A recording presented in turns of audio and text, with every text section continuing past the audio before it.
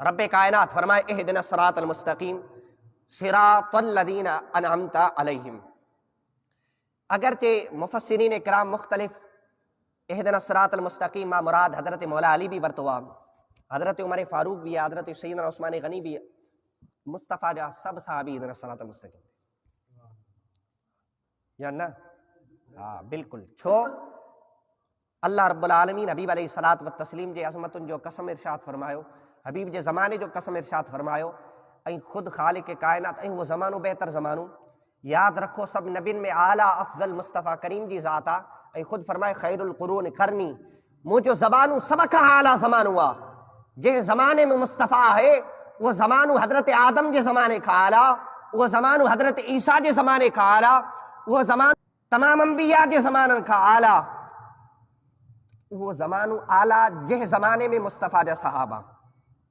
त हज़रत आदम जे असहाब जे ज़माने खां आला ज़मानो मुस्तफ़ा करीम जे असहाब जो आहे।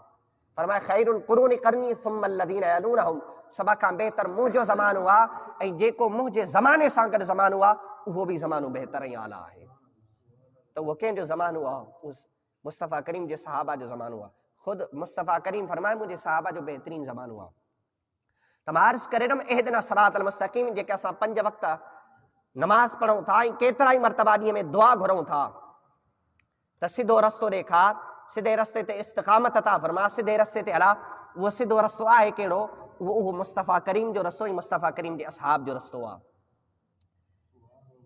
इमाम फ़खरुद्दीन राज़ी रहमतुल्लाह ताला अलैह हिन आयत मुबारका जी तफ़सीर कंदे बयान फरमायो, हज़रत सैयदना सिद्दीक़ अकबर रज़ियल्लाहु ताला अन्हु जिन जी ख़िलाफ़त जे एतबार सां जंहिं वक़्तु माण्हू मुख़्तलिफ़ तरह जा एतिराज़ कंदा रहंदा आहिनि, इहा रब्बे कायनात जी हिकमत आहे। ख़ुदि ख़ालिक़ कायनात इंतिख़ाब फरमायो आहे, ॿिए कंहिंजी मजाल बि न आहे। फरमायो हादिहिल आयत तदुल्लु अला इमामत अबी बकर रज़ियल्लाहु ताला अन्हु। हिन आयत मुबारका मां सैयदना सिद्दीक़ अकबर रज़ियल्लाहु ताला अन्हु जिन जी इमामत जे मथां आयत मुबारका ख़ुदि दलालत करे रही आहे। बिल फ़र्ज़ जेके माण्हू ॻाल्हियूं कनि था, अगरि उनखे तस्लीम कयो बि वञे, अगरि सैयदना सिद्दीक़ अकबर रज़ियल्लाहु ताला अन्हु माज़अल्लाह सुम्मा माज़अल्लाह ज़ालिम हुजनि हा, जे कुझु माण्हुनि जो नज़रियो आहे, मुस्लमाननि में इहो आम करे मुस्लमाननि में अंदरि इंतिशार फैलाइण जी कोशिशि थी रही आहे। मुंहिंजा अज़ीज़ दोस्तो कंहिंजी ॻाल्हियुनि में न वेंदा कयो। क़ुरान हदीस ऐं शरीयत ऐं तव्हां पाण बि सोचो, फ़िक्र रखो था। रब्बे कायनात तव्हांखे अक़ल ॾिनो आहे, ज़हन ॾिनो आहे, तव्हां पाण सोच वीचार कयो त असां में मुआशिरे में अगरि हीअ शइ असां आम कंदासीं त उनजा कहिड़ा नुक़सानात आहिनि, उन सां केतिरा फ़ाइदा थी सघनि था। त रब्बे कायनात हर इंसान खे अक़ल ॾिनो आहे। अगरि इंसान सोचे, ख़ुदि गौर फ़िक्र करे, हर एतबार सां, मुआशरती एतबार सां, मुआशी एतबार सां केतिरा फ़ाइदा आहिनि। जंहिं वक़्तु को बि असांखे कम जो इरादो कंदा आहियूं त उन जे बारे में असां पहिरीं प्लान ठाहींदा आहियूं। प्लानिंग जे तहत हर को असां कमु कंदा आहियूं। बिल फ़र्ज़ असां अगरि हीअ शइ कयूं था त असांखे इन में नुक़सानु कहिड़ो आहे, असांखे इन में फ़ाइदा कहिड़ा आहिनि।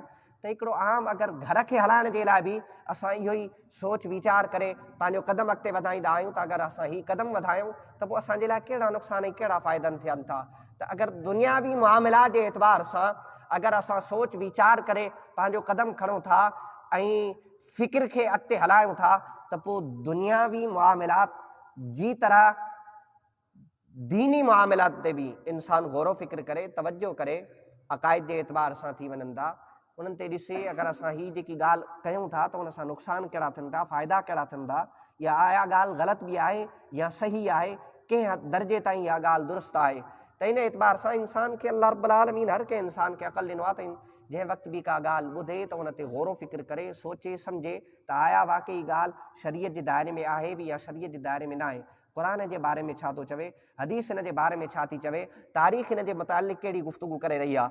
त इन एतबार सां अगरि ॾिठो वञे त अगरि सैयदना सिद्दीक़ अकबर रज़ियल्लाहु ताला अन्हु माज़अल्लाह सुम्मा माज़अल्लाह ज़ालिम हुजनि हा, त ख़ुदि इमाम इब्न हजर मक्की रहमतुल्लाह अलैह फरमायो वलौ कान अबू बकर रज़ियल्लाहु ताला अन्हु ज़ालिमन लमा जाज़ल इक़्तिदा बिही। त सैयदना अबू बकर सिद्दीक़ रज़ियल्लाहु ताला अन्हु जन जी इक़्तिदा कीअं जाइज़ हुजे हा। त सैयदना अबू बकर सिद्दीक़ रज़ियल्लाहु ताला अन्हु जी इक़्तिदा मुस्तफ़ा करीम जे हर सहाबा कई आहे, इन में को बि शक न आहे।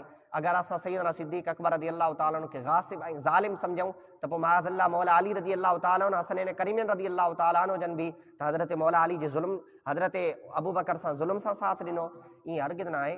त सैयदना सिद्दीक़ अकबर रज़ियल्लाहु ताला अन्हु हक़ ते हुया, ऐं सैयदना फातिमा ज़हरा रज़ियल्लाहु ताला अन्हा जन भी पंहिंजे एतबार सां हक़ ते हुयूं। छो इन एतबार सां अहले सुन्नत व जमात जो सल्फ ऐं खल्फ में इहो अक़ीदो आहे। इमाम ज़हबी रहमतुल्लाह ताला अलैह इन खे ख़ुदि लिखियो आहे, उन वक़्तु सैयदना सिद्दीक़ अकबर भी हक़ ते हा, सैयदतुना अम्मा फातिमा ज़हरा रज़ियल्लाहु ताला अन्हा जन भी हक़ ते आहिनि।